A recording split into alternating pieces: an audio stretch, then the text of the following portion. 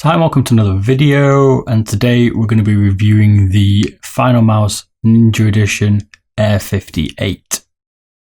Now I've already reviewed the Sunset. I'll put some links in the description for anything I'm going to show in this video. I've also done a teardown on it, put it to pieces completely, and I've also done a video showing the friction differences when I put some hyperglides on it as well. So the difference with the Air58 is that Finalmouse have put even more holes on it to reduce the weight. And this is the USP that Finalmouse have, and this is trying to make the mouse as light as possible by giving it a honeycomb shell. Now, if you're not familiar with my reviews and my format, once you've watched this video, there should be nothing left that you are wondering about the mouse, and I go into some good detail on the force required to press a button using a force gauge meter. We've got scales, we've got measurement tools, and I'll go through a lot of different detail, as well as showing you some charts comparing this Air58 versus other mice like the G Pro Wireless, as well as the other Finalmouse and other Zowie mice. So the challenges here is by the end of this video, let me know in the comments if you are still left wondering about anything on this Air58. I bet there isn't anything that you haven't found out from this video. For the people that follow what I've done on my beardedbob.com website, where all these details and charts are and my reviews, I've added a vote system, so you can vote now for the video that you want to see going forward next to be done. So for instance, if you wanted the artisan friction pad next, you could vote for that one, and that would push it to the front, and that would help me prioritize which videos you want to see out of the gear that I've got, which is quite a lot, and try to help me decide which ones you want to see as my subscribers. So I paid 80 UK pounds for this mouse. You can pay about $80 US. The one thing to note is that these are limited on stock, and they're also on eBay for £200 or $200, and they are quite hard to find, as is any of the Finalmouse, including the Sunset one that I've had for some time. So the design and shape, well, nothing has changed from the Sunset. It's still the same shape. The Finalmouse has a flared front and rear. The buttons are separate from the shell, the left and right buttons, and there's 6 buttons, 2 on the side, left and right, DPI button, and a mouse press down button. It's got a hump 3/4 of the way back. It comes as a 4 skate combination on the base. These are reasonably small skates though. I would like to see some larger skates in the Finalmouse, but maybe they're doing that to keep the weight down. The scroll wheel on this version is covered in rubber, and it has this kind of oriental theme going on. It comes in a light blue, and it also comes in this cherry red that I've got, which I think is the better colour. The top's a soft touch plastic coating, and the sides are a nice plastic, high quality, but with no coating on. So my thoughts on the shape, well, my hand is 18 centimeters by 9 centimeters, and I've got a 5 centimeter long thumb for the side buttons. I find that my ring finger generally rests on the top of the right mouse button, which is a bit annoying because I kind of like it down the side of the mouse. And the Finalmouse to me always feels bigger. When I overlay the Finalmouse here on the G Pro Wireless, you can see that they're very, very similar sizes. And if you compare the dimensions here, you can also see they're very, very close. Just like the Air58 here, as we said, has flare sides. One thing that I also do find with the Air58 is that I tend to have more of a claw grip because of the hump. It seems to push my hand up a little bit more, and my fingers tend to be further back on the left and right mouse buttons, which can, as we'll find out later on, increase the force required to press the buttons. For me, I like the shape, but it doesn't work for me. For a lot of people it does, so it's really going to come down to your preference on this mouse, if it's going to work for you. So build quality, well, my personal view here is that I've not had any issues with them, and this one is built really well. There's no squeaks, rattles, clacks. It's a solid mouse, and we'll find out how that is when we pull it apart in a teardown that I'll do after this video.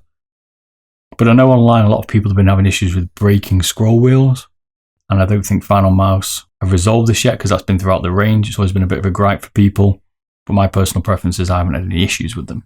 But it's something to bear in mind. You might have to replace the scroll wheel, but again, I think there's quite a few mice that use this scroll wheel, so if you're quite good with pulling them apart, then you could quite easily repair the scroll wheel if that's an issue for you and you can't get a replacement under RMA. So onto the sensor tests. We've done a few sensor tests here. This is the PWM3360. We did the S2 Diva from Zowie the other day. We've done the DM1 Pro S as well. So we've got a good idea of what this 3360 sensor is like. One thing to note here is the Finalmouse comes in at a defaulted polling rate of 500 Hz. Now you can't change that on the Finalmouse. standard. But what you can do is you can download the DM1 Pro S software and you can change that to 1000 Hz, which is pretty good. Don't know why Finalmouse don't let you do that. One of the things to note is that the internals for the sensor and that lot are actually the same as a DM1 or Dream Machine Mouse Pro S. So what I did here, and I don't normally do this, normally I just test the mice on 1000 Hz, is I've tested this one on 500 and 1000 to give you an idea if it makes any difference. The mouse here can be changed from 4 different preset DPI options with the top button from 400, 800, 1600 and 3200. And one of the things that I noticed with this, and I'm not sure if it really is an issue, is I thought the sensor had quite a high liftoff.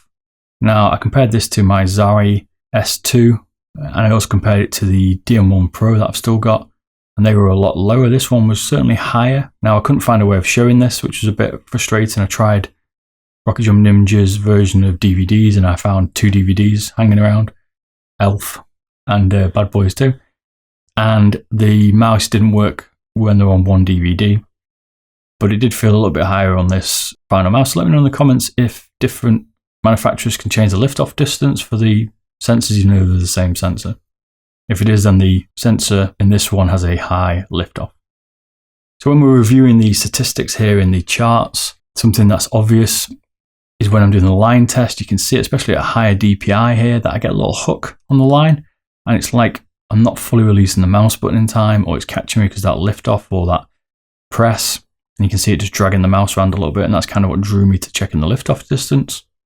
I also found that on high DPI I didn't like this mouse, but at 400 on a hard surface, this Finalmouse performed really well. I probably want to use this for me on a hard surface. Was there any difference between 500 and 1000? People say maybe you could tell the difference. I certainly couldn't tell it by feeling it. I certainly could tell on the line test, especially the circle ripple kind of one here. You could see some issues I was having at the lower 500 Hz. But we'll go through some aim testing in a second and see whether that really does make a difference in the real world.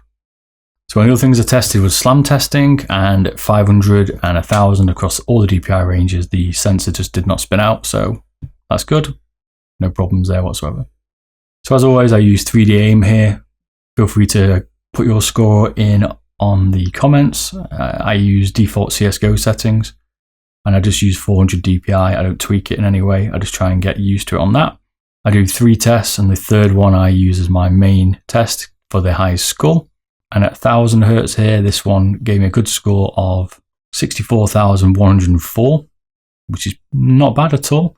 And at 500 Hz, I did see a drop. And I tried 3 times, and this was after the 1000. So I should have been better, because really I had 6 goes before I took my final one here. And actually I was a bit worse, and it came in at 58,797. So maybe 500 Hz does make a bit of a difference, or I don't know.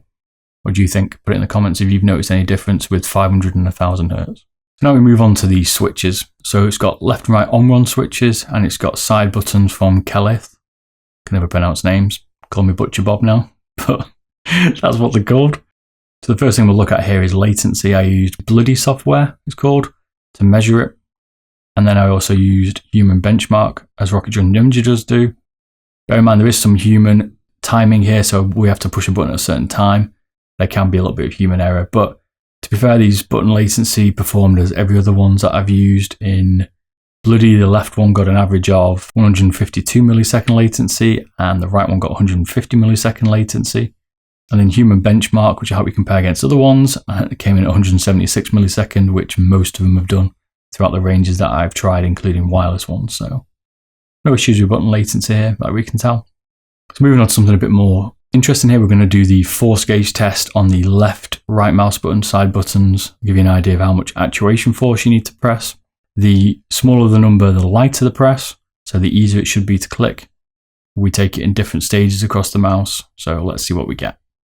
I will show you a chart at the end here that will also compare all the other mice that I've done to give you an idea of how hard these are to press. So the front left, first one was 47 grams, 44 grams, 40 grams, giving us an average of 40 grams. The middle, 54, 58, 68, giving us an average of 58 grams. The rear, 135, 128, 107, giving us an average of 123.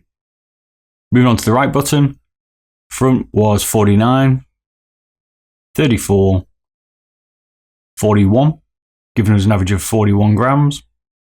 The middle, 53, 55, 56, giving us an average of 55 grams.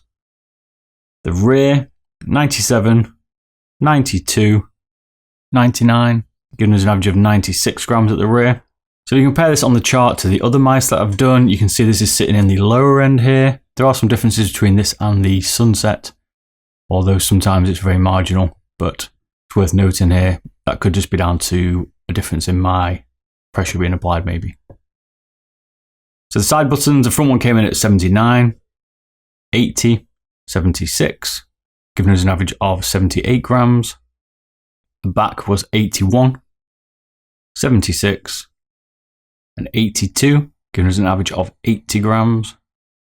Scroll wheel was 285, 215, and 279, giving us an average of 260 grams. If you compare this on the chart to the other mice, you can see it's up there with the Sunset. And overall, the Finalmouse certainly has a stiff middle mouse button, along with the G Pro wireless. For me, the side ones are a little bit mushy. It's got a quick activation, but there is quite a lot of travel once you've clicked it. So it'd be nicer to have that a little bit shorter, like on the G Pro wireless, but not too bad. I've got a good position for the thumb here. I didn't have too many issues. The other switches here are a nice feel. They've got a nice snap to them. They're almost like a Honu switch, but they are quite snappy. Normally Omrons can be a little bit mushy, but these ones are pretty good. If you want to know how many notches are in the scroll wheel, it's got 24 notches for a full rotation. And they're quite light. There's not much of a notch, so you could quite easily over scroll on this, in my opinion. And the one thing that is a little bit annoying on the scroll wheel is that there's no texture to it, so it's very, very slippy. And to be fair, if you've got quite sweaty hands, you're not going to be able to use the scroll wheel very well. You're going to slip, because even I do with a dry hand when you're rotating it. So it's not the best rubber on the scroll wheel. This is certainly one of the other issues I've got with the Finalmouse, other than people having issues in terms of failures. I've got issues with the quality really of the scroll wheel. It could be greatly improved. So let's listen to how these buttons sound.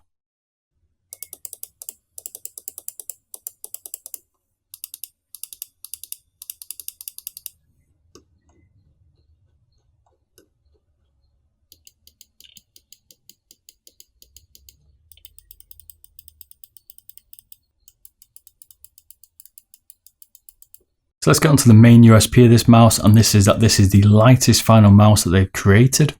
Now they say on their site that it comes in at 58 grams, and I was a little bit shocked when it came in at 64 grams. So I'm going to assume that maybe it's something to do with the cable. So when I do the full teardown, I'm going to weigh it as it is without the cable and see if it comes in at 58 grams. If it does, it's a little bit misleading because you can have some cable on it because it's not wireless. And other manufacturers generally weigh it accurately with the cable. So finding it was 6 grams heavier is a little bit disappointing. If you want to know how heavy it is with all the cable, it's 94 grams. So if you've not been following my other videos, I've been doing skate tests, which is where I get the force gauge meter and I run it across the mouse pads. At the moment I use the G640 for my reviews, but I also do other mouse tests for using the FK2 from Zowie across other pads. We're going to be doing the Artisan pad range very soon, and I've been doing the QCK, the Diva, Zowie GSR, as well as the MP510, and I've also been testing other pads like Hyperglides, Hotlines, and Core pads as well. But today we're just going to be testing this. We're going to be using the standard feet here, and we're going to be using the G640. If you're not familiar with these results, the terminology NSW means normal rotation, so the pad's in the correct rotation, and it means sideways, which means the mouse is traveling sideways, and NFW means the mouse is traveling forward. When you see RSW, the pad's been rotated around to see if there's a different friction if the pad's in a certain orientation. The lower the number, the faster the mouse moves, and the higher the number, the more friction there, and the mouse is running slower and requires more force to get it going. So let's take a look. The first one on normal rotation sideways is 20, 19, 19, giving it an average of 19 grams to push. normal forward is 25 grams, 28 grams, 27 grams, giving it 27 grams average to push it across the pad.